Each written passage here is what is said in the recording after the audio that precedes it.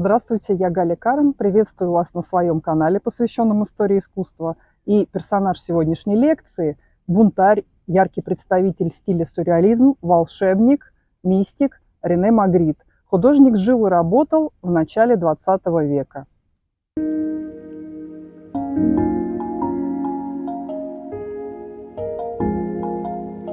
Живопись для Магрита с детства была таинством, волшебством, чем-то загадочным и магическим. В его картинах исследуется мистическая связь между предметами. И, что особенно ценно, каждый зритель увидит в нем свой ответ на вопрос, потому что в картинах Магрита нет однозначного ответа. Магрит был бунтарем по жизни и в творчестве, и известность получил только в конце жизни. И с этого момента он известен как автор поэтических, загадочных и волшебных остроумных картин.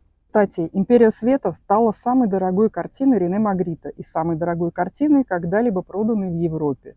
На аукционе Сотбис в Лондоне она была продана за $79,8 миллионов.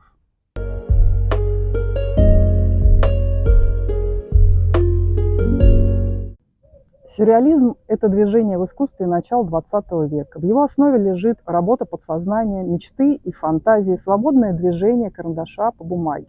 Сюрреалисты использовали передачу образов через символы, фантазийные сюжеты, необычные сочетания цветов и формы. Сам Магрит, попав в круг общения сюрреалистов, сюрреалистом себя не считал. Он всегда шел своим собственным путем, но разрешал себя называть магическим реалистом. Сюрреализм Магрита невозмутимый, предметный, немного отстраненный, в отличие от картин другого знаменитого сюрреалиста Сальвадора Дали. Например, его картина «Утекающее время» или «Мягкие часы», где часы стекают. У Рене Магрита предметы не теряют своей предметности, не распадаются на атомы, не становятся собственной тенью, не растекаются. Магрит отстраненно говорит об обманчивости увиденного, погружая зрителя в поэтическое созерцание. Цель художника – заставить зрителя задуматься, увидеть магию бытия. В этом его философия. Художник родился 21 ноября 1898 года в бельгийском городе Лессин. В 12 лет он начал учиться рисовать, и рисование было единственным предметом, по которому Рене получал высокие оценки. Возможно, причиной того, что он увлекся рисованием, стало то, что он наблюдал за работой художника, которого случайно увидел. Этот художник рисовал неподалеку от его дома в живописном месте. И с тех пор живопись стала казаться Магриту волшебством, а художник наделенным волшебной силой.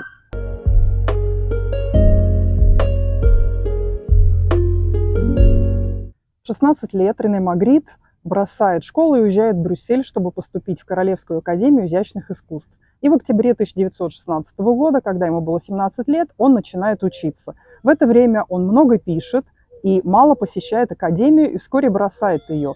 В это время на его творчество оказывают влияние футуристы, дадаисты и кубисты. И также мощное влияние на стиль Магрита в это время оказал кубизм Пабло Пикассо. Художник пишет в этот период в нехарактерном для себя стиле, в коричнево-желто-красной гамме, и для него также в этот период характерна мозаичность форм. Хочу дать определение стилям дадаизм, футуризм и кубизм. Дадаизм – художественное течение начала XX века, характеризует полное отсутствие границ, особенно внутри собственного сознания, отвергнутая логика и возможность подсознания творить. Впоследствии произошло слияние этого стиля с сюрреализмом. Футуризм – направление в искусстве 1910-х, начала 20-х годов, желающее отразить ускорение темпа жизни и индустриализацию, как его основную черту нового времени. Кубизм – стиль в живописи начала 20 века. Художники и кубисты, рисуя, раскладывали трехмерные объекты на отдельные элементы. Предметы на картинах изображены так, будто смотришь на них одновременно с разных сторон, с нескольких точек зрения. Подробно о кубизме я рассказываю в ролике, посвященном Пабло Пикассо. Подписывайтесь на мой канал, чтобы узнать подробности. В это время Рене Магрит успевает послужить в армии, где у него есть возможность писать, жениться в 21 год, сделать выставку вдвоем с другом. Так как началась Первая мировая война, художнику нужно было кормить семью, и он уходит работать дизайнером на фабрику обоев. То, что Рене Магрит пришел в живопись, занимаясь рекламой, сыграло положительную роль в его карьере и в становлении его узнаваемого стиля.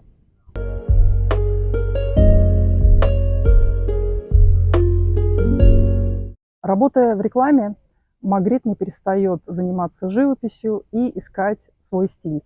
Постепенно он приходит к новой для себя живописной манере – сюрреализм. Огромное влияние на него оказала работа художника Джорджо де Кирико «Любовная песнь». Магрит увидел эту работу и был поражен ее поэзией и тем, как она вытеснила шаблоны традиционной живописи. С тех пор его живописная манера начала меняться и приобретать те черты, которые впоследствии станут визитной карточкой его стиля. Это уже заметно в его работах «Ноктюрн» и «Окно». Для стиля Магрита характерна некая отстраненность, взгляд на предметы со стороны, тщательно прописываемые детали, но при этом минималистичность. Здесь сказывается то, что он работал в рекламе, зарабатывая себе на жизнь, в частности, влияние плакатного дизайна. Изображение выглядит несколько прямолинейно. В 1926 году Магрит создает свою первую значимую сюрреалистическую работу «Потерянный жокей», на которую ушло несколько лет. Образ жокея будет часто встречаться впоследствии в творчестве художника. Вот еще одна отличительная особенность стиля Магрита. Художник будет часто использовать удачно найденные образы. Яблоки, птицы, курительные трубки, шляпа-котелок, мужчина в черном пальто и котелке, парящие в воздухе каменные глыбы, листья деревья, таинственные двери неба, люди с закрытым лицом, бильбоки, предмет, похожий на большую шахматную фигуру. В 28 лет у художника состоялась первая персональная выставка. Она оказалась провальной. Критика и публика не оценили творчество художника. Художник с женой почти на целое десятилетие переезжает в Париж, столицу искусства того времени.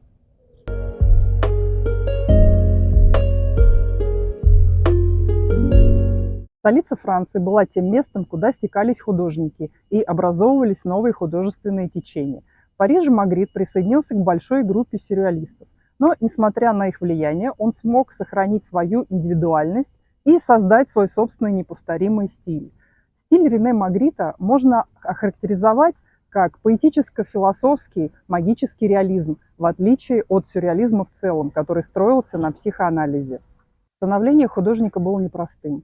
Сюрреалисты то принимали Магрита, то не расходились. Чтобы поправить материальное положение, художник много работает в рекламе, но и продолжает писать. Постепенно все наладилось. Именно 30-е годы можно считать годами творческого пика художника. С 1927 года художник начинает использовать новый прием. Он изображает предметы, которые превращаются во что-то другое. Так, в картине «Открытие» женщина превращается в деревянную скульптуру. Или женщина, выходящая из ниоткуда, из-под кисти художника, как в картине «Попытка невозможного». Другой прием, найденный Магритом в эти годы – люди с замотанными тканью головами. Например, влюбленные и суть дела. Еще одна интересная особенность Магрита – изображать различные предметы и намеренно неверно подписывать их. Например, лист назвать столом, сумку – небом, как в интерпретации снов. Одной из самых известных работ художника с использованием этого приема стала картина «Вероломство образов». На картине изображена курительная трубка и подпись «Это не трубка».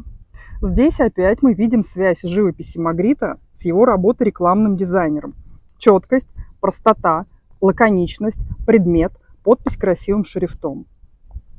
Название картин – это отдельная тема в творчестве художника. Закончив новую картину, Магрит собирал у себя друзей и устраивал конкурс на лучшее название картины. Он с радостью принимал участие в общих весельях.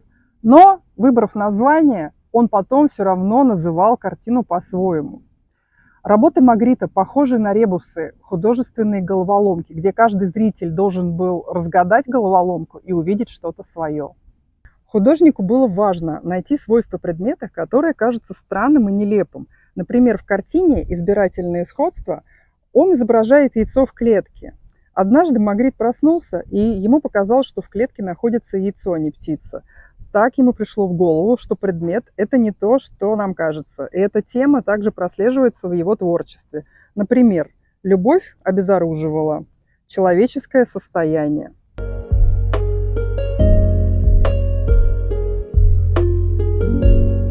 Военные годы были не самым лучшим временем для художника. Шла Вторая мировая война, Бельгия была оккупирована немецкими войсками.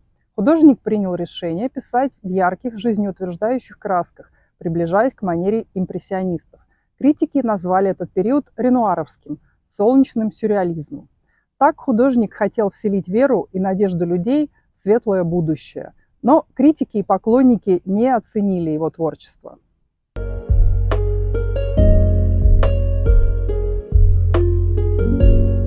После войны Магрит возвращается к образам своих довоенных картин.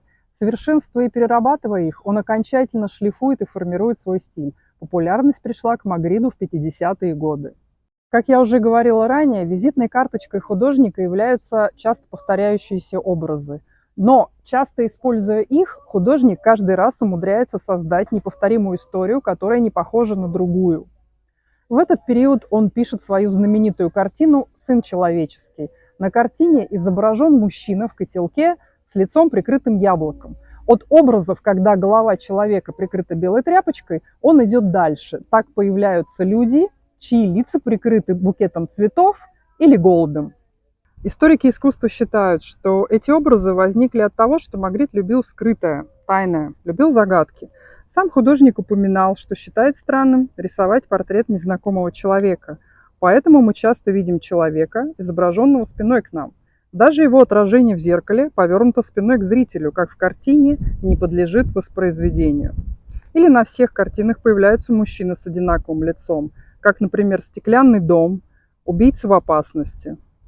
Узнаваемыми были только его автопортреты и женский образ. В качестве женской модели Магрит писал свою жену, как в картине Жоржетта. Вот несколько работ, написанных в этот период. «Элементарная космогония», «Мания величия», «Галконда», самые последние новинки, «Кровь подскажет», «Готовый букет». Художник умер 15 августа 1967 года в возрасте 68 лет.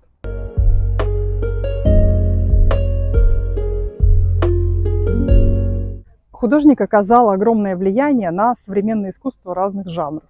Его шляпа-котелок стала фирменным знаком, приобрела огромную популярность и стала жить своей жизнью. Так, например, в фильме «Афера Томаса Крауна» появляются люди в шляпах-котелках. Магритовский образ мужчины в котелке и нестандартный подход к видению объектов оказал огромное влияние на самих сюрреалистов, которых, казалось бы, уже было нечем удивить, и на художников, работающих в стиле поп-арт, таких как Рой Лихтенштейн или Энди Уорхол. Эти художники постоянно искали что-то новое и искали новый нестандартный взгляд на обычные простые предметы. Поп-арт – популярное искусство, течение, возникшее в 50-е годы 20-го столетия. Художники этого направления искали творчество в простых обыденных предметах и создавали искусство из товаров массового потребления. Повлиял Рене Магрит и на рекламу, и на общество потребителей. То, что ищет рекламодатель в эффективной имиджевой рекламе, узнаваемость, запоминаемость и ясность передаваемого сообщения можно найти в работах Магрита.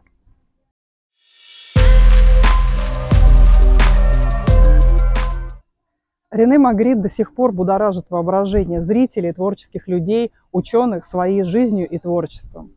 Надеюсь, вам понравился ролик. Подписывайтесь на мой канал, ставьте лайки, оставляйте комментарии. И все ссылки в описании. Всего доброго, до новых встреч!